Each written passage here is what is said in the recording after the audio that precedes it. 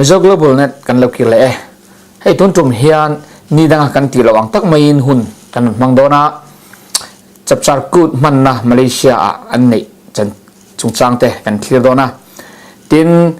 heta United States Indianapolis a 7 Day Adventist ten ko ran puya hlan kai an ni na te thlir hon kan nei dona ni tun tuma in komna nei tur te hi lalom puya chang te le Robert Renga te kan ni tuna Robert Reng hena tanga athu zo du te le athu sei du te ngai thlang nai lo nei masang hey MGN director komna hun thatak mai kanai thaya wangin kalama hey MGN hi kalau thlir ve thena abeng wa thak le maya tin Khovel hun sanga mizoten an lo thir ve ngai po karinga hei aya tha le changthung zo khian engtia malak chhozel nge in tum dang te min thil thei ngam alom hle mai thu zo na chu thil tang kai tak mai le thil poimo tak mai ani a MGN kan lo din chhuwa dan te MGN hi enge ani enge athil tum ti chu soibak ngai lovin kan threto in karinga Hemi MGN kan hon tan til khan kan soinol to a thika tu tam tak te chuan an mu to ka ringa tin zaina hian menon zo ta ka chuan soinarem chang tak pon in ka ria apoi mo ka tia atul le bokin ka ria he til hi ke ni zo fa te mi zo te na kan nei ve ngei tur til ani ani chuwangin MGN lo than chho na tur tan te MGN hi engtiang taka malatur nge kan ni ti hi min zona kha ti hian kan chang chenga MGN hi Mizo Global Net work ani a hethil hi mimal tin te Mizo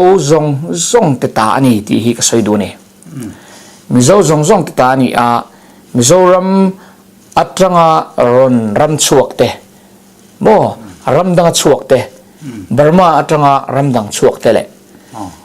a khateng angzela kan ram kalsana I ram ranga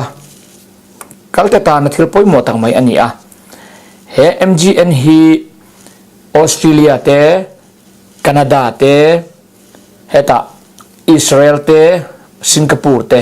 mo te anga Mizo zong hetia Facebook a mitna anon post kan share thuak te le thlak an han da kan hu ang chi te hi atha in aranga update a poimo a chuti rol chon MGN hi adana danga aro pui dan te adanga ni kan zia rang kanom zia mu thei a kan chelai te en thei le kan chin chang kan om dan zong te chiang zo ka Facebook mai aya poimo zo ani kat mai ni chuwangin ram tina nam chang kang te le ram chang kang zo te chon hei hi nasa tak le fel takin mala in changkang tak takinan mangani ni tin dakar tin ante chuak rum mai ni mo ke ni mizo te hian he kan ram ata kan chua nu hian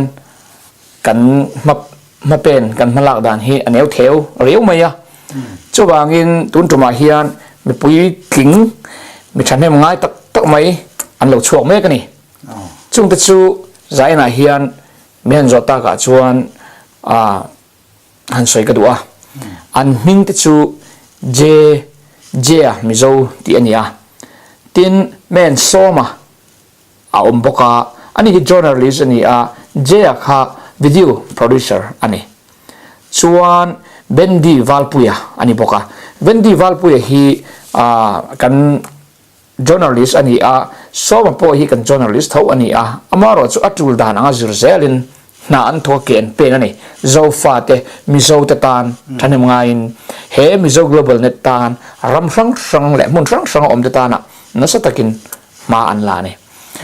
an ni te hi mani khan mani lok khan hei bendi valpui te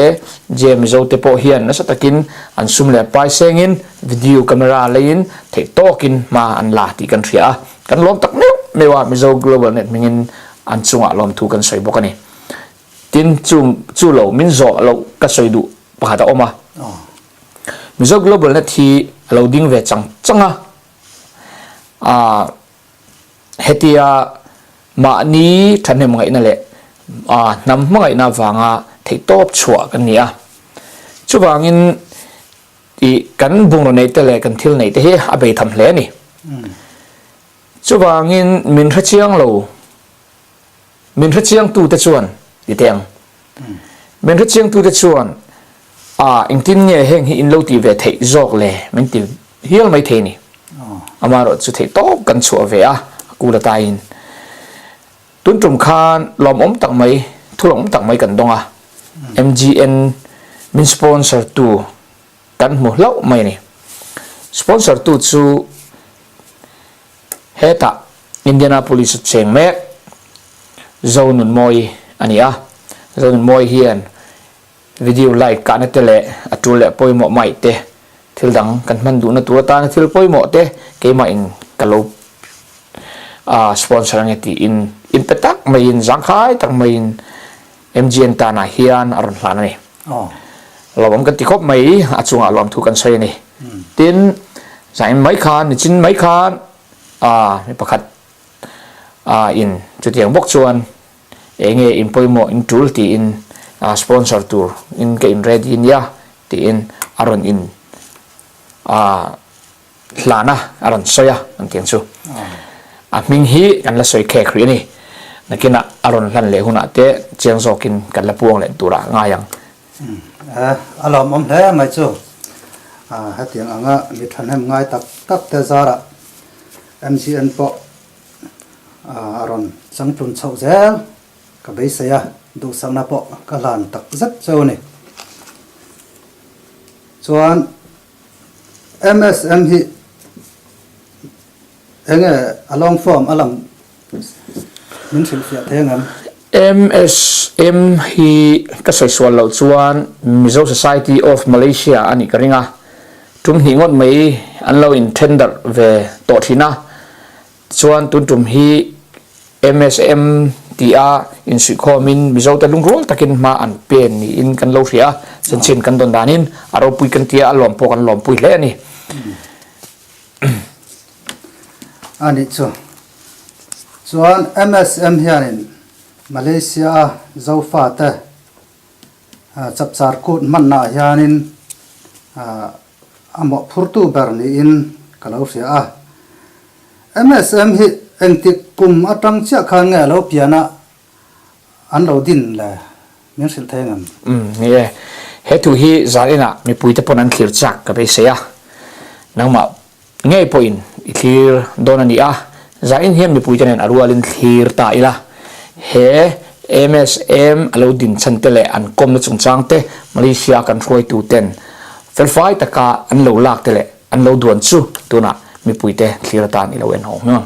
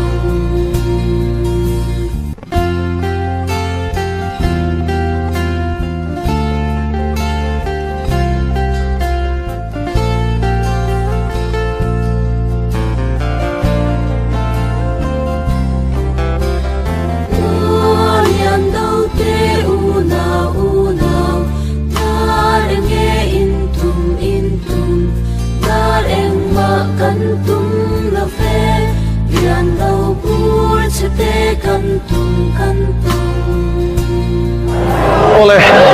mizo global net here to zong zong te ma sa in chi bai ule mizo te na kan lo ha le em thin a lo kan om thei lo kan ti thei om e chap cha ku chu Malaysia hun hian kan long do na anuam khop maya bo ru a thia ga mi kal po an than he ma veng thang sang changin he ku thian ngai lu ti chiang ani ole chu ti rol chuan item song song te an nei thei do na alim oma beng wa thak don le ani i po chiang ani chu ti rol chuan voi na hian hei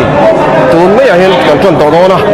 alim om le a music te pon ti ton to a chu ti rol chuan helai a hian hei kan counter ani a hemi mun a hian bel te tui te le e in chu thang an zuara heng te hi mun danga changa loking lu tu lovin he ban lo stand by sa veka koi tu te hen roman na fel le ani a lo om le bo mani ole hoi ni an lim om don tak zet maya a tu te po kan phura kan nui sang lo mani kan program chu kan sun som zel do na nga le lom to tak zet ani here to 10 minol bu pui turin mizo global net mingin kan nge na cheu ma sain mizo global net here to zong zong te chi bai ule ei me ninga sang ni som poru Malaysia chap char ku chu tran an to do na mi pui te po kan tamin kan himin kan phur hlom le ti chianga he kan phu mur mur maya chuti rol chuan hun chep takara MSM president ku yorin omanen inkom na hun cha kan nei thei do na alom om le ani mizo global net min lom thu kan sei bok ani ole zona kin zot chut to maya MSM hi engti kuma ding nge ani ti khoi min thil thengem o sáng ni le som pani a tha che so ka fela wa sang ni som pani man ye ole nia sang ni le som pani atanga din ani to a chon MSM president hi kumen za chenge lo chel to ti min thil thengem o sáng ni som pani kan vice kan ya sáng ni som panga le sang ni som pani president ka chele ni ole ani chuan I thir le tin sang ni le som pani atanga adin tran tira tangin voi ni thlengin MSM te hian ma kan malak dan hi thatok in ICM kan malak hi du thu chu sam lo nan ma se kan din ma ai chon tam takin ma kan sona le ke mani po mani se zo fati kan in lung wa kan kum khat that pha bo ka de he a chap char kut puitlin tur hian engting che nge ma in la fundraising kan tiang che sum zon na ang chi yang te eng item nge in nei ti kha min thil thaingen MSM hian sum kan nei lawa ma se kan sum zon dan hi chidang dang oma ama chuan fellowship ta kan pu thina ma he tur kuma chuanin nge lucky ticket mangte mi mangte ka khat yang zong khan sum kan zong ni tur kum chu ole chu ti ni chon he ti chap char khu kan manga tang hian mizo mi pui te hi kan pum khat riau te in ICM hay in engtin nge ma kan lak le theng ti claim zo min thil thengem mi zo te hi kan in kum khat tha chuan nge ku ti kan fu boka ku ka han nei hi sang ni som pani khan kan nei tada ka ta tanga voi ni thanga kan hu chon he ku ti kan hlok ku ya chuan nge ma het ya hian nge kan ti lim a chon tu ma kan so mai kya ole alo ome chu ti ni chuan MSM president ni na changin Malaysia mi pui mai ni lovin mun rong sanga zo fa te eng thu nge I cha du ti khamin thil thengem zo fa te hian kan ma mo pe ka khet chu ama sabe pathian kan chi hi poi mo ka ti a pathian chi tu te chuan nam alo mangaya to je nam ta nan lo tha nam ta nan lo tangkaya nam alo ti mo chi tu wa nge zo fa te na kan chi tu ma sa om te chu pathian chi a ke kan pe hi kan chi tu om chuni ka ngai ni ole a to ber tanin heti chap char kut kan man atanga ken pum khat zual na to hi poi mu mal takin min thil thengem hey Malaysia hian sang som pani khan MSM kan dinga MSM kan dina tang hianin nge mi zo te hi kan foi tu te hun ti na kan nge MCF le MMC ti to mo ta yang kan foi tu te hianin ke kan pen da ni an wala be mani atula kan toy oma atul ni kwa ka ti hian ke lung lu kan pen za diam dial the ya chu chu nge a hu na เรื่องนี้อินกับเฮียเจนมีปุยเต้นต้นจากช่วยตูกันอีเสียกันเข้าหลักง่ายเลย Oleh alo ome MSM President Pularin Oma inkom na hun thtak kan nei theya achunga kan lom hle ani Mizo Global Net mingin lom thu kan soyani เอาเลยข้างขาตุนตุ่มมาเลเซียประธานปูเลรินออกมากรมนะกันขีดเทกจูอันนี้ค่ะ หูนมินมันลาแล้วไม่ค่ะมีปุ๋ยตะปอนมันลานตีแหวงก็ไปเสนี่ทีนจับจารกูนะอินไกหน่อย MGN ตะเฮียนมีดังตะปอกมอินไหนกริงอ่ะส่วนจวนจับจารกูป้ากมนัดเตละจอนัดชานนัดตะฮีไงทักไทยมีปุ๋ยตะมาเห็นอินรอนสับซอกไทยอังนั้นแหละแต่แรงไหมให้ฮีตุนตุมามิโซ global net 10ขอเวลปุ่มปุยหัวปะเจ้าฟาเตแล้วขีรตานกันมาเลเซียหวยตูเตนะอันกุดนูง่ายไหมอินขีรตุรตานะกันดูสักเอ็มเจ้าเลยอินลงหัวตานะแหละไม่ยังเตปนะอันเลวตีเวเซลตุรตานะกันดูเอ็มทิลอันนี้แต่แรงไหมให้จานิงเฮียนมีปุยขีรตุจงเตมูตูแหละอิหมูง่ายเราชับเลยฮะนะอ๋อOleh amasain Mizo Global Net hier tu zong te chi bai ule voina sabchar kut pa pu lal zui lian ne na income na hun thtak kan nei hi amasain hun lutak min pe ka vai lom thu kan saya Mizo Global Net mingin oleh tuna kain zot chut mayanga hetia kumin sang ni som kut pa chanvo i chang hi kan lom pui chia chuti rual chuan Mizo te hian sabchar kut hi mang chun zom zel la thai tiem Ekut hi nia nam alo ding chuanin ram te chutiang chuanin dan le dun te ading thina chutiang chuan keni mizo kan ni chuan mizo nam kan ni angin kan nam nun hi I keni thang le thar zel te hianin kan tun din chho kan som nun chho zel hi kan na tur ania chu kan ti nge tur po niin le kan kowa in hat anin ka hia ole alo om le mai chuti rual chuan etia chapchar ku kan mang hian mipuite abikin Malaysia Mizo te hi kin pum khat zolin Israel in pum khat zol te me mai tuna hetia MSM kanan din atang te hianin kan riat angin MSM te su te tum ni ke lai te point ake kan riat theu to angin su tuna hian hi MSM hianin bin sui khom le te hianin kan kut ke manin Mizo te na kut kan nei zinga mi kut ro pui ber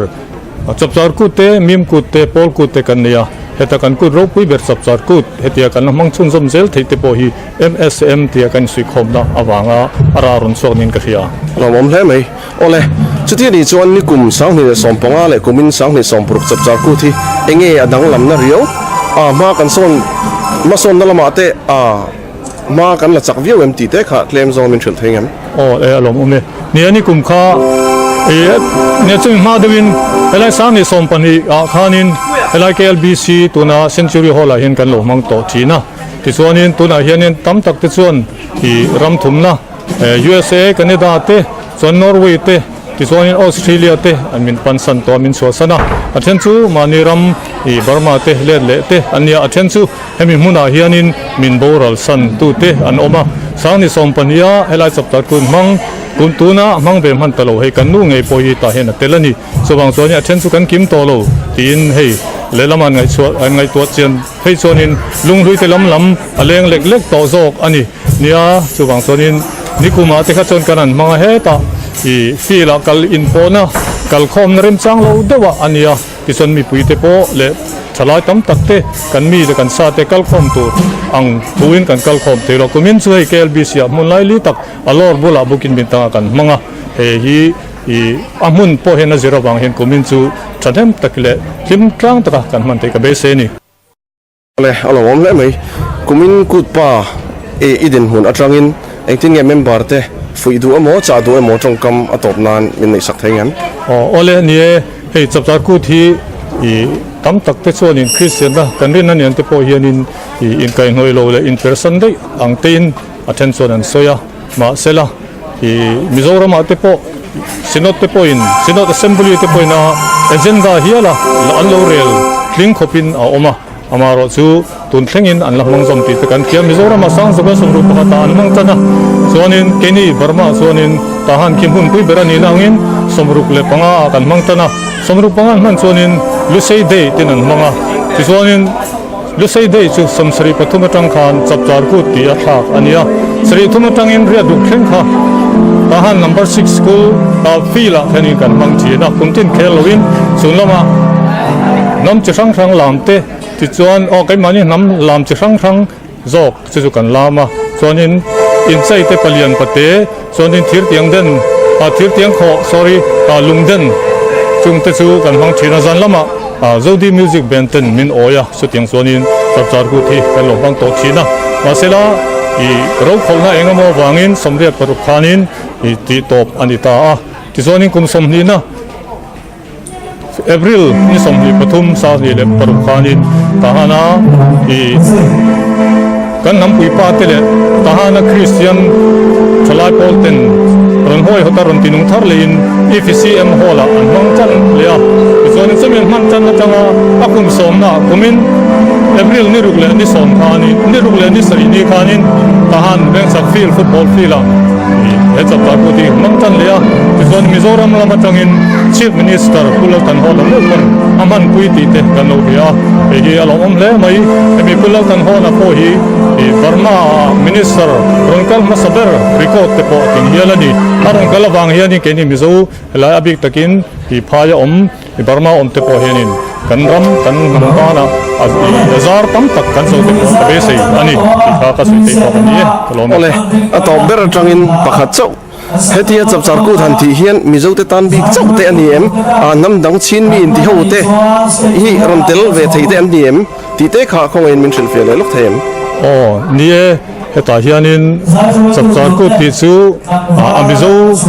inakut kan nei bik ang deuh hianin tam takin an ngaya ai keni chin te ti te hianin February somni te chuanin keni kan unau te chen kha chuanin athanian an hmang lea chuanin kanin lom tona kanin som khoma ti chuanin tidim ho ti kan unau te chuanin khodo puai an ti lea ti chuanin khodo te ran panin puai ran painan hmang le kut chutiang chuanin kanin lom ton vek thowa mizo kut big deuh nin ka hria kalo hia dan chuan ka re swala ni chuanin mingai ramola tuna mizo kut nichina kut pathum kan nei zinga i kut ro pui ber chapchar kut hi mizo kut deuh big bil nin ka hria ke chuan ole alo le mai hei kan chapchar kut pa kom theina hun thra kan nei hi mizo global net ningin lom thu kan se ni mai ole kha tun tum kut pa pul zui lian hen atanga kan thungai thak the MGN Troy tu tena an komna kan thil the chuan ni kha beng wa thak le mai kan hriat lo tam tak ta kan hriat pa tin Malaysia MGN tele MSM te malak na aro pui tak sat ka ti a hei lo po hi thir to tam tak ala om karinga abik takin MCF lamatanga han kom na te hi ngai thak to tele hriat to te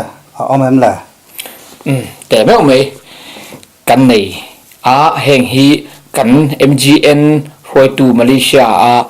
hei bendi valpuete le tuna kan han soita je mizo te ho malang na liwa he chapchar kut hi clear thei le mu thei kan ni ami puiten chuwangin tun tuma hian puram chanthanga bendi valpuena akomna kan clear le do ani chu tun tuma hian chiang zokin an malak dam tele MCF ina an kal dan tele an na tho dan te chiang zoka an non pek chu ilo en so ka ngmiang ole ama sain mizo global net thir tu zong zong te chi bai ule voini me ninga sang ni le sampuru Malaysia chapchar ku chu an mang chon me ka ole chu mi chu thi rol chuan MCF president pu ram chhan le na income na hun thatak kan nei thai hi achuwa kan lom tak zet ani mizo global net migin lom thu kan soi bok ani ole chanchin gen zo chok mai nga hei kumin chapchar ku nei na tura hian MCF member atang buat sing na sal he ti kan thria eng tiang chia in buat sing en ni item eng nge en nei thei don ti khong ei min thun thei ngem alo mom le mai kumina hei chapchar kut ahun lai isi tena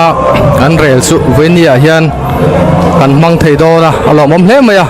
ke ni MCF fellowship ko ran atang point thalai te na sa takin anin buat saya zan tin tak mai na an bana zan tlaya dar som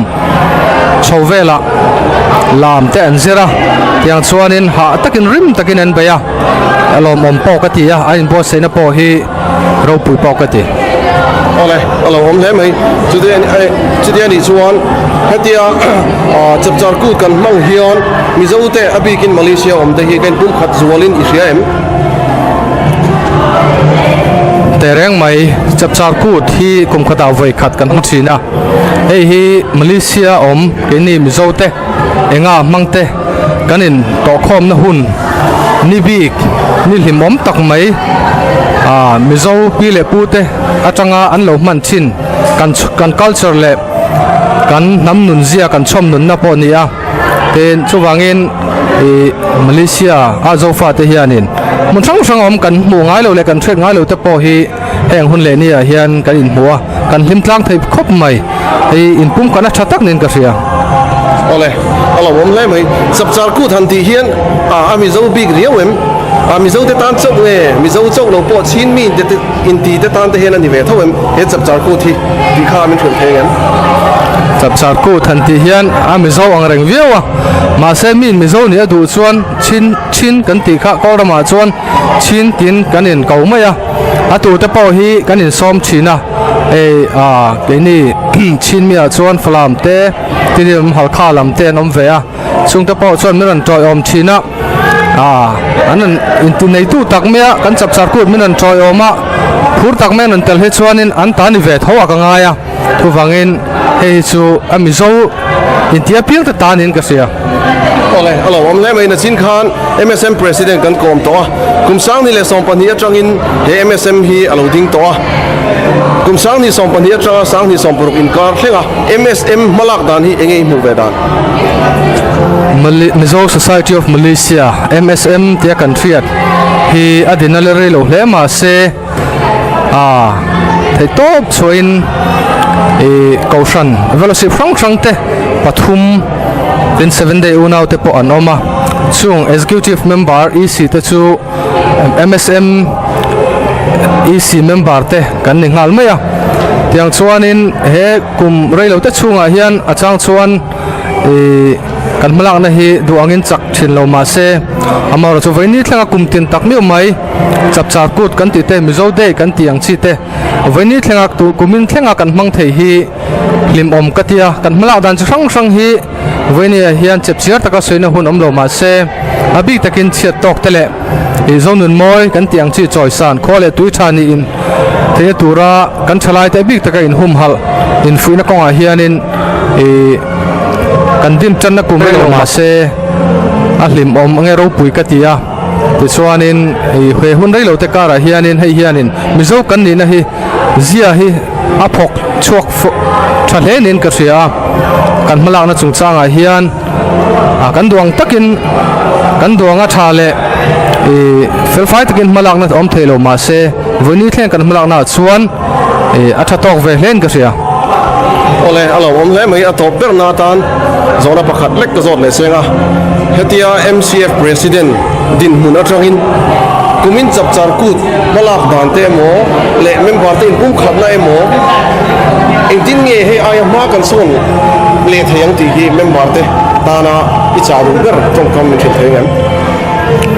nia mizo te kan nia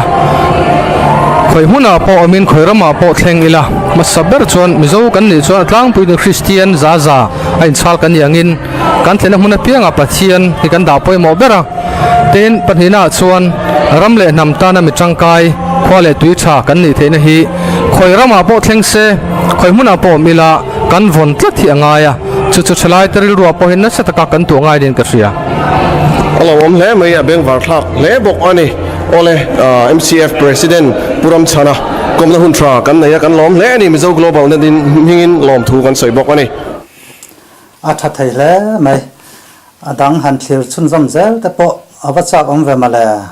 ni tere mai adang khir tur kan la nei zel ani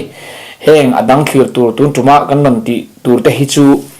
adang de lek an ni pu khila kibodis le mis chapchar kut mel tak mai la moi tak mai tuin nge tun tum Malaysia chap char ku ta pakhat na mu ti kha mi puiten kan lo thlir don ani chu chu tuna i lo thlir ho le o bor kan musician kan master tia kan sei pushila kom na hun kan nei don hi kan lom le ani le amasa in enge kumin chap char kut sang ni som paruk lo thleng hi engtin nge ni kum chap char kut ne na danglam na riu te omem ni hei veng sang te hian ron kal khoma tin hei Malaysia chu hriat angin mi makan oma na chol har sa tak kara hei voinia lai KLBC Baptist biak ina an mang thei hi adang lam ne ni in kam mo kai chuanin ro pui po ka tia mi po kan tam thanem le leang ti po hi ka ring kata na ha thak tak thoken le chol lak har sa tak kara na tang in veng na tak tang ten ron pan khom don ni ti ka mo wang hen lim om ka ti bik le ni chu te ni chon kumin zai tur te en bot sei na hi thai tm enge an zai thi an zai dan hi du to kem ti khat le mo zong min thil thengem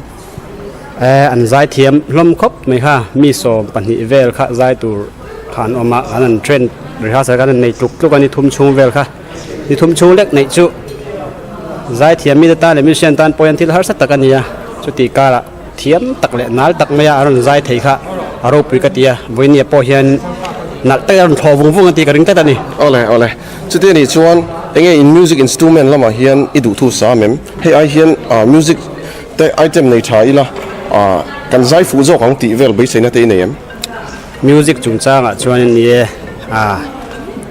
tok fangi chu atha khopin ka sia chan chu helai hei KLBC Biak Baptist ta kan mana wang po hianin thilian lo nei kim sa ve ka wang hianin atha in kan fam kim len ka sia amaro chu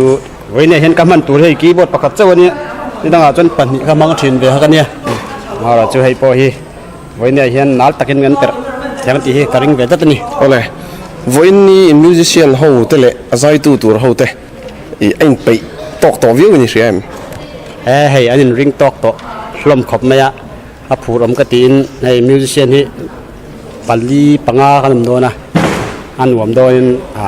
kan ni dub do na rhythm ta kan nei do na hei lim om ka tin kum dang ain an wam nge pon ka bai sei ni chu te ni chon musician pui tur ho hi i du thun sa mem ti te kha min khile thengem sam te meu mai hei tiang bin ho thei min roi ho thei te tlom ngai taka haron thei te hi aro pui ka tia an ku thak ngai thak an wam le ni ole pushi lai chu kan lo me mi zo global na ten kan kong thei chu kan lo me te voinia Malaysia chap char kut miss ne nai kom na hun tra kan nei hi ma sa in thir tu te chi bai le ole tu na kan chap char kut miss hi a ming le a om na khuwa te min thil tu in zo na kan nei don ni ka ming chu le ruat mo ye nia le ban chong khwa tang rong kal kan ni Malaysia hi engti kuma lo thleng ngei ni le sang ni le so pat ani chuan voinia hetia chap char kut ni tak sina chuan ma khatia intel don khan nangma in rin na reng nei loman la turin in rin na em om lova ke ma ngai da na chuan in ka thing lo wang hi ka in ring ani amaro chu pathia na tho na lo bui ta ka bangin ka phu lo mal som na ka dong ni ka sia alo mom le mai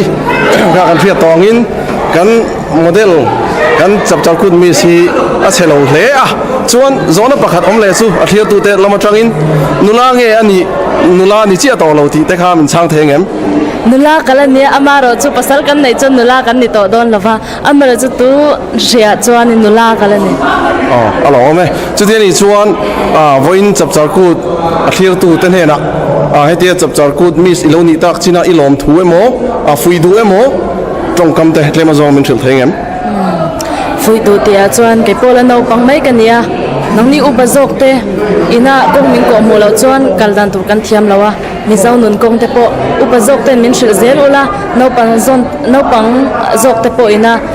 ai upa te za thiam na te kan lo nei zel thene turin le nakin zela po pathian mal som na kan don chuan mi te ta na mal som na kan ni vek thaya chuwang chuanin mani hitling lo in ti ringot lo in pathian hianin ama kan fa kan choi mo chuanin min choi moi thin mai ani pathian ne la tang mani in choi moi ngai lo ti ta ngai na ni alo om le mai ole mizo global net clear tu te tunang kanon kom ta kha Malaysia kum sang ni som prok chap char kut miss chuan vor nula lalruat moi te ani thir tu zong zong te vai in lom thu kan soi bok e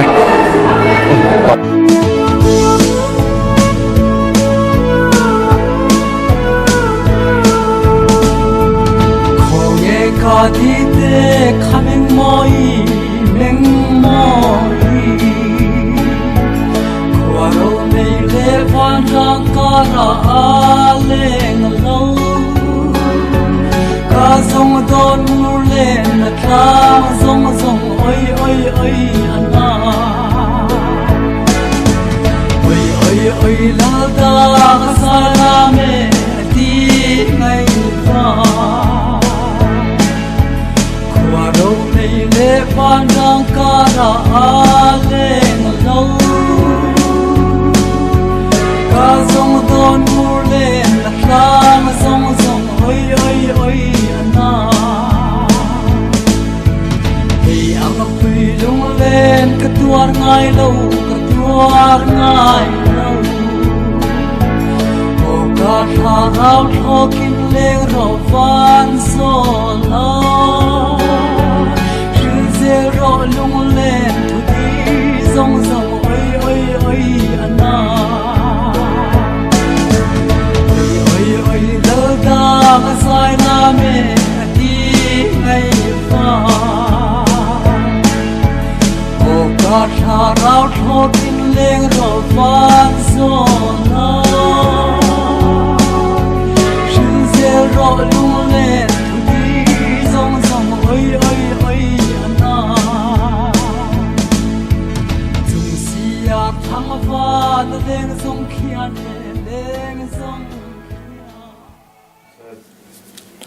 ole kha tun tuma Malaysia chapchar kut an man kan thlir thei zong ta chu an ni a kan lom ini sari sang re som pro mizo 7 day Adventist Kokhran Indianapolis ta chu company ni na tanga Kokhran pui hlan kai ni in he program ni mom tak an nei hi ilo thlir hawang people from Myanmar, from India, from many places. So I put up India We have a large Korean church there.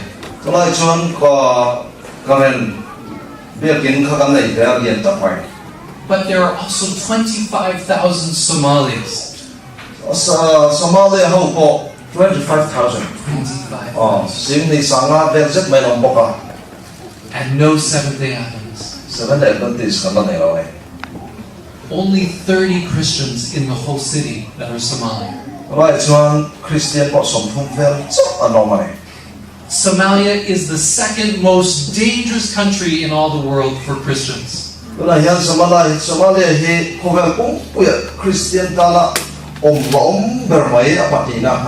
Only North Korea is worse. So, when you become a Christian in Somali, you are choosing almost to be a martyr.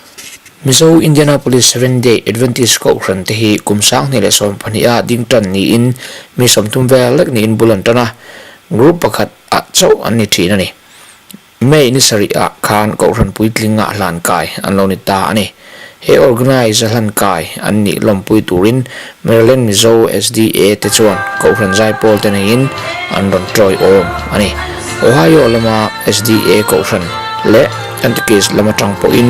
an ron kalbok ani herom na hun sera hian Indiana Mizo SDA pastor lalmon sang chuan Kokhran din tirte an ni thu le tuna Kokhran member mi zan hi chuang zet an lo ni tak thu te soin pathian kai hruina awanga alom zia thu a soibok ani heuna hian Mizo Maryland SDA pastoral ro pui chuan lompuina certificate a hlan bok ani tin pastoral mon sanga komna toite nei ani boka he hi ilongai thlabok ngu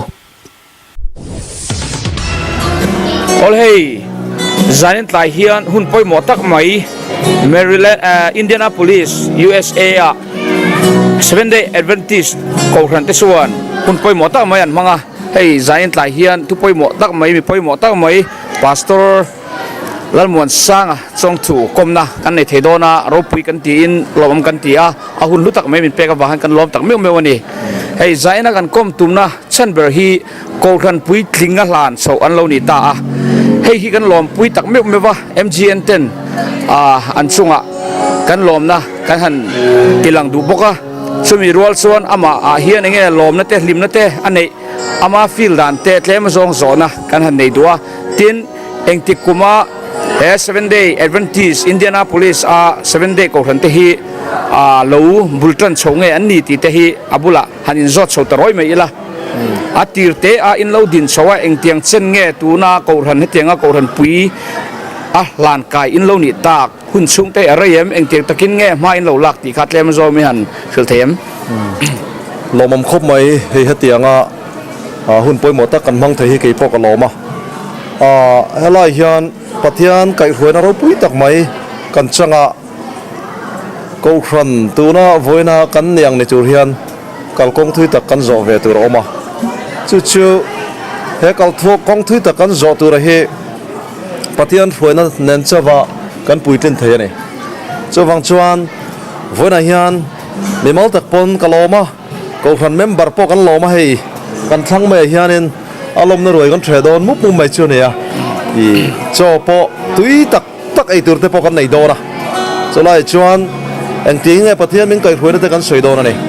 tin 7 Adventist ko khran he khovel pum pui khovel pum huap ko khran kan ne phangin helai hianin ke manin ko khran helai kan din du te din ngot thai kan ne lawa kan ho tu te office kaltlanga thilang kimti ngai ani ya chunga chuan kan ho tu ten ate phunga criteria khan lo nei ve vek maya chungang zong zong pass theya voina ko khan puitling kan nita hi kalom tak se zeta ko khan member chunga le pathian chunga polom thu ka soi bokane alom le mai ani chuanin ko khan member tuna puitling han kai in lo ni ta hian member engza chiang nge in ni mi han thil them nimina charter member kan ziak kha za panhi chia kan nia za mi panhin kan pela ni chu ani tak chu lamam hle me chuba ka ko hrana ran lut tur mek te po an om melin kan fia chung te po chu an om te meu rengem pathian in nia mal min soma tuna hian baptisma chan ke in pe ni ti kan zinga arang khom thei te kan lom tak seta pathian in he ko ran tlom taka hi mala som zel don ni ti hi kan be se na sang takane alamam hle me he in rong bol na heta Indianapolis hetiang taka ko ran puyen lo ding chuak te hi ke ni MGN 10 kan lom pui tak meu chawa tin ba ka in local le chau zel na turata na du sang na kan lan bok chau ni ti chuan zo du na pakhat kan nei le che ani chin khanin hemi Indianapolis Adventist ko ran in lo bultan tirkum atanga tun hetia ko ran pui in lo din hi eng tiang generate nge ani tikha zona kha karin chang kim lo de no tero ni helai mun hian sang ni som le pahnia khanin kan lo theng chawa January ni som ni period weekend kha ko khanang ngen khoma sak ber chu ni khala khan mi som thum pani borvel in bulkan trana chuan chu sang ni som pani ania voina hian sang ni som paruk mei tha mei ni riat kan manga chu mi om zia chu kum nga latling lo deu ni chu tero kum nga helai ko khana hi sang ni som pani January tha toblama bultrana nia mi som thum borvel lekin kan trana tuna no pang noi nen chuan member jani borvel kan ni chho thei hi pathian hruina ro pui tak kan changa kan lom tak zeta ni hemi tur hian pathian nen ate po tong train kan hlana kumtin maya min bel tu kan nei te po hi pathian ku thachak takin min hruai ni ti hi achiang leng kan hria kan lom tak zeta ni alomam hle mai chu tuna hian rongbol na tur malama kepen na tur tele mundanga rongbol na tur te hinrom han lok te inayem tuna hian North America ram mun rang hianin rongbol na tur ma chop kan nei ve treu maya chawang chuan abik takin halai hian pathian hruaina kan ngai atin North America ringot hi kan thlir lafa Europe te Australia te India Burma theng in tuna hian rongbol na tur hi kan in zam chho ve meka pathianin min hruaina ro pui tak te po kan mu thei boka kan lom le boka nei tuna hianin nia alom amin aro pui kan ti hlea hemi in na thona Seventh Day Adventist ko kantena hey Indiana police chawa henem ni ma lagin tuma mundanga te kalezel intumem hebi anga kan tiang kan miso nam chau po ni lo mo tlang mi tin reng ten hena hianin he chan chin trai the dar te na tum zelem hei hi mi mau tak po pathianin ming ko chuana ning ka heve a vantir ko pathum thu cha hi lal isu kristan hena tanga kan dorania chumi ming chu chal deu bokin the final messengers team ahian speaker nilai mek karia helai headquarters muna kanoma tin sub headquarters speaker kan nei boka chu tiang chuan rong bol turin zona thak tlang mi jong jong ten hena hi chuan lal isu krista local mai tur chan chin hi pon zel kan to mane aro pui le mai chulai a chuanin eng tek takin nge ilo in buat sai tuna hianin eng tong cheng zat nge ithiam mo eng tengin nge in buat sai dona eng tenga rong bol thei tenge tum hemi tlang mi jong jong ten hena he ai na so ka rong bol tur hian eng teng anga taka malak na nge inei lang mi rang rang atu soi tur hian he mi zo trong he ka thiam pangai chu le maya sap trong hian sarmon te kan soi ve boka abba ka hi chuanin mi zo trong kan soi top maya pentecost ne thalau thiang limang te bokha trong rang rang khil tur kan momoring kan ria pathian ina tu lang sani mi pek bel mai tur kan nga ya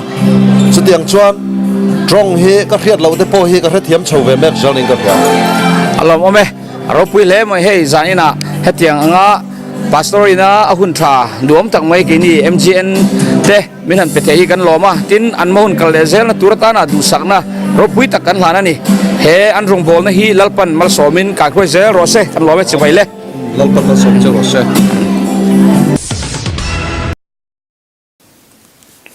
ole khati zong kha tun tuma miso global net 10 chanchin thar kanon ti chwala thei te chu ania khir tu zong zong te in fa in hun man nuam pek ule